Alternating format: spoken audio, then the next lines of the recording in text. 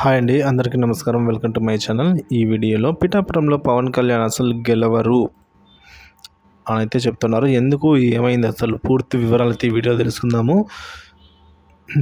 వీడియోని ఎక్కడ కానీ స్కిప్ చేయకుండా వరకు చూస్తేండి, అప్పుడే పూర్తి ఇన్ఫర్మేషన్ అర్థమవుతుంది. అలాగే వీడియో నచ్చినట్లయితే లైక్ చేయండి. ఇలాంటి వీడియోస్ కోసం మన ఛానల్ని సబ్స్క్రైబ్ చేసుకొని అప్డేట్స్ అయితే ఫాలో అవుతూ ఉండండి. ఇకపోతే అవసరం తీరాక వర్మని పక్కన పెట్టారు. ఏరు దాటాక బోడి మల్లన్న రీతిలో అయితే జరిగింది అంటున్నారు.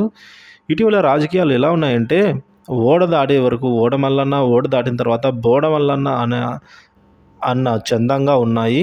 ఎన్నికల ముందు ఎన్నో హామీలు ఇచ్చిన నేతలు తీరా గెలిచిన తర్వాత కనీసం వారి ముఖం కూడా చూపించరని ప్రజలు ఆవేదన వ్యక్తం చేయడం చూస్తూనే ఉన్నాము. సో ఇలాంటి ఇబ్బందులు ప్రజలే కాదండి, కొంతమంది రాజకీయ పార్టీ నాయకులు కూడా ఎదుర్కొంటున్నారు. ఎంతో కాలంగా పార్టీకి ఎనలేని సేవలు చేస్తూ టికెట్ ఆశించిన చివరి నిమిషంలో ఆ టికెట్ మరొకరికి కేటాయించడం జరుగుతుంది. పిఠాపురం ఎమ్మెల్యే అభ్యర్థి విషయంలో కూడా అదే జరిగింది. కూటమి అభ్యర్థిగా పిఠాపురంలో భారీ మెజారిటీతో గెలవాలని గ్రౌండ్ వర్క్ పూర్తి చేసిన వర్మ బాబు పవన్ నిర్ణయాలతో త్యాగానికి సిద్ధపడ్డారు. తనకు రావాల్సిన ఎమ్మెల్యే పదవిని కూడా పోటీ చేయలేదు. సో దీంతో పిఠాపురం ఎమ్మెల్యే అభ్యర్థిగా జనసేన అధినేత పవన్ కళ్యాణ్ నిలబడ్డారు. ఇలా ఉంటే పోలింగ్ పూర్తయిన వెంటనే వర్మ త్యాగాన్ని జనసేన నాయకులు మర్చిపోవడం అయితే జరిగిందని చెప్తూ ఉన్నారు. సో దీని వెనుక అసలు కథ ఏంటి అని ఆవేదన వ్యక్తం చేస్తున్నారు.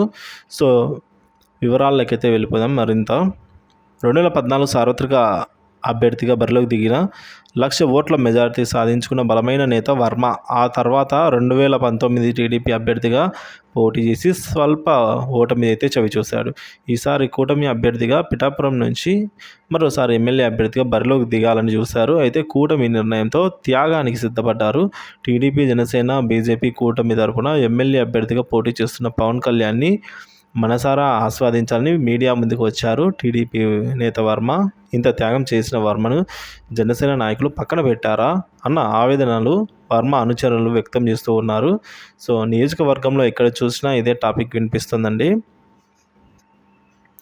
సో ఎందుకంటే ఈ విధంగా పోలింగ్ పూర్తయిన తర్వాత పవన్ కళ్యాణ్ నేరుగా కాశీ వెళ్ళిపోయారు. సో ప్రజలకి థ్యాంక్స్ కూడా చెప్పలేదు, నాగబాబు చేత చెప్పించారని అయితే వార్తలు వస్తూ ఉన్నాయి. సో ఈ నేపథ్యంలోనే పిఠాపురంలో వర్మను పట్టించుకోకుండా అవసరం తీరాక వర్మని పక్కన పెట్టారని చెప్తున్నారు. ఏరు దాటాక బోడి మల్లన్న రీతిలో అయితే ఉందని అయితే అంటున్నారు వర్మ అనుచరులతో సైతం. ఈ విధంగా